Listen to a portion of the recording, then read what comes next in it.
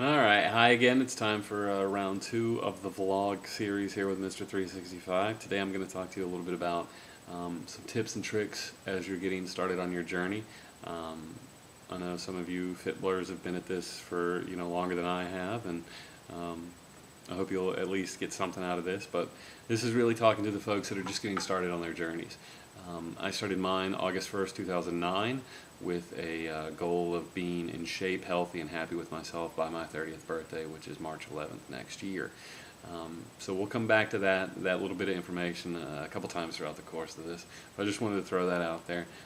I've definitely been at this over a year now. I've had some, hopefully you'll agree when I say I've had some great results, and I've enjoyed myself a lot throughout this journey.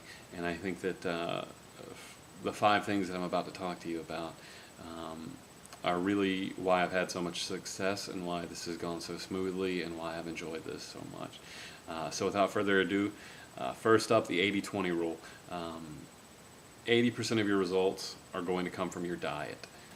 So as you're getting started, you may be all gung-ho in the gym. You may be, gung-ho on the track and just running as much as you can, doing everything you can from, workout books and talking with trainers and things like that. But 4 times the energy, 4 times the effort, 4 times the consideration you put into your workouts need to go into your diet, because 4 times the results are going to come from your diet. You can't out-train your diet. I know I said that in the last one. I've written about this on 365 at 30. This is serious. 80% of your results are going to come from your diet. So don't slack off. Don't ignore it. This is something that I learned the hard way. If I had put as much effort into eating right as I did working out and other areas of living right, I probably have an extra 10 or 15 pounds of fat already gone off of me at this point. Took me a little while to get used to eating healthy, but once you do, it becomes something that becomes a first choice for you. It becomes something just natural. So make your choices early. Fix your determination now as you're getting started that you're going to eat right, because that's how you see the results. Number 2, change your mind from having to do these things to getting to do these things. That may mean you have to find some things that you enjoy. You may have to find healthy foods that taste really good to you. You may find workouts, activities, things like that are really going to be something you look forward to. I know every time I step out of the weight room, once I'm done with a heavyweight workout, I basically start my mental clock for the next time I get to do it. One of the greatest joys of my life was when I was sitting down putting together my 25-51 plan. I was literally writing out 6 weeks worth of workouts that I got to do.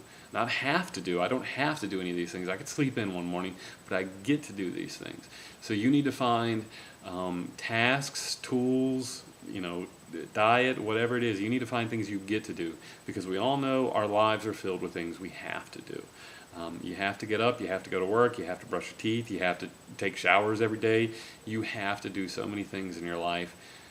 In this portion of your life, find things that you get to do. Find meals that you get to eat. Find healthy options you get to make. You get to join a family of people that have been through what you're going through. You get resources, you get friends, you get opportunities that you never expected. And those are things you get to do. You don't have to do any of this. So change your mind from thinking of this as something you have to do instead to something you get to do. Number 3, you are the average of the 5 people you spend the most time with. Think about that for a second. You may have a couple best friends, you may live with your family, and you may have a mentor or somebody that's really close to you. You are the average of those 5 people. You are the average of the 5 people that you spend the most time with, that have the most control over your decisions, your attitudes, things like that. So as you're getting started on this journey, you may need to evaluate who these 5 people are, who you're letting have such an influence on your life. Are these 5 people going to understand, support, give you courage and strength and help you in your commitment? Are these 5 people not going to be your best teammates? Pick a random scenario. You have to run in the morning. Your best friends want to hit up Dunkin' Donuts for one of those pumpkin spice lattes at 10 o'clock. does that really fit into your goal? Is that something that when you back out of that little outing, are your friends going to understand? Are those people going to give you crap about it, or are those people going to, say, "Good job, that's a good choice"? When I started this journey, I had just made two new really good friends. They were new coworkers I had. One in April ran the Boston Marathon, and one was a collegiate athlete who had played baseball in college and ran track in high school. So into my life came these two guys that I was more than willing to listen to. I was more than willing to let them challenge me and give me encouragement and great ideas. So I say to you, as someone that has been doing this for over a year, the 5 people that you let have that kind of power over you unconsciously, you need to make sure that those are 5 people that understand your goals, 5 people that are going to help you get there, and 5 people that will only make your journey easier. This is probably the hardest part of changing your life, is that sometimes you may have to change the people in it. Number 4, if you want people to see results, they have to see work. If you were to take the year that I've spent doing this and break each workout up and break each dietary choice, it would be hours, literally days of my life spent doing this over the last year, on par with a part-time job. And it would be very hard for someone to keep a part-time job secret. Somebody would see you in your uniform one day. If you worked at a restaurant, people would smell that you smelled like grease if you were working at the fry at the fry station, or they would smell alcohol on you if you were a bartender or something like that. People would notice you were missing sometimes. Where's Mr. 365? Well, he must be at his part-time job if he's not around here. Losing weight. If you can't make it a full-time job, which, wouldn't we just love it if we could just get paid to lose weight? At the end of the day, losing weight is kind of like your part-time job now if you really want to see major results that can change your life. So just like you wouldn't be able to hide it if you had a part-time job, you're not going to be able to hide that you're making these decisions. You're not going to be able to hide that you've changed everything about the way you eat. You're not going to be able to hide the fact that you spend a couple hours a week in the weight room or on the track. You're not going to be able to hide those things, and you shouldn't try to. Again, going back to the whole, you are the average of who you spend your time with. If you have people in your life that are going to give you hell because you're making this decision, cut them out of your life for right now. I know it's so hard to say, and it's it sounds cold and callous, but at the end of the day, you're doing this to have a better life. If people can't support that choice, if people can't support that idea that, a year from now or 2 years from now, your life is going to be so much better because of the choices you're making today, it's time to make the choice to get rid of those people.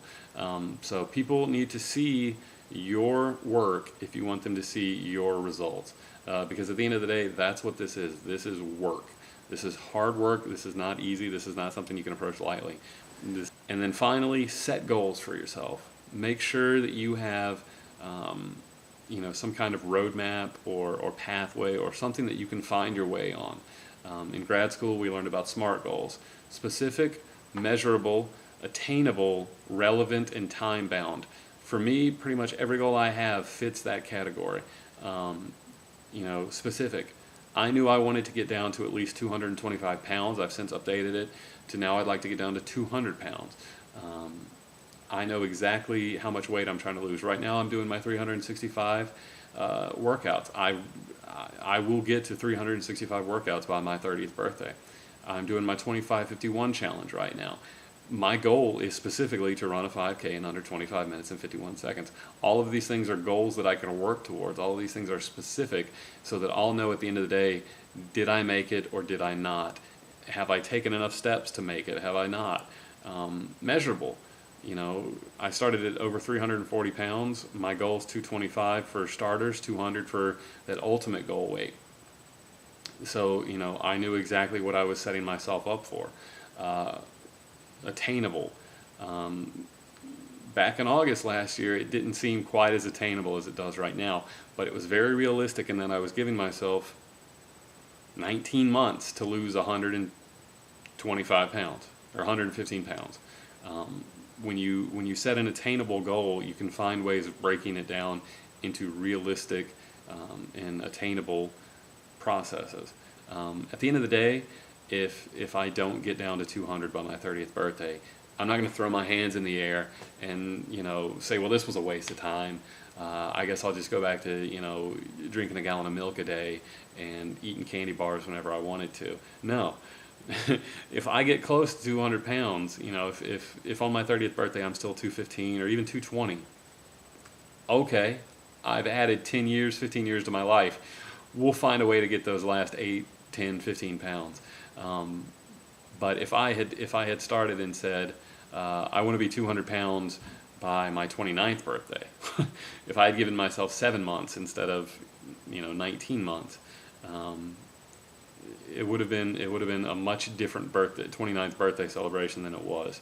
I was able to look at I can't remember the exact figures, but I was able to look at the progress that I made and know that it was leading to something rather than a letdown.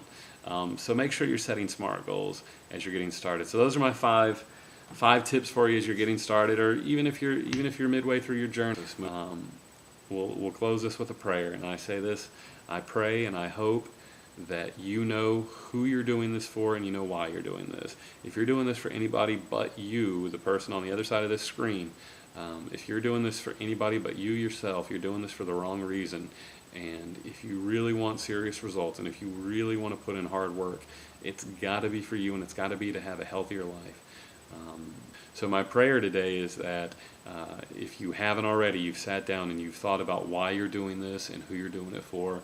And I hope and I pray that the answer is to have a better life for you and yourself only. Other people will maybe reap the benefits of your hard work someday, but at the end of the day, it's got to be all about you. And that's a very selfish thing to pray, but it's got to be about you. So I thank you for watching. I've enjoyed making this one. I've enjoyed the thought and the time, and I hope that you got something out of it. So have a good week. 365.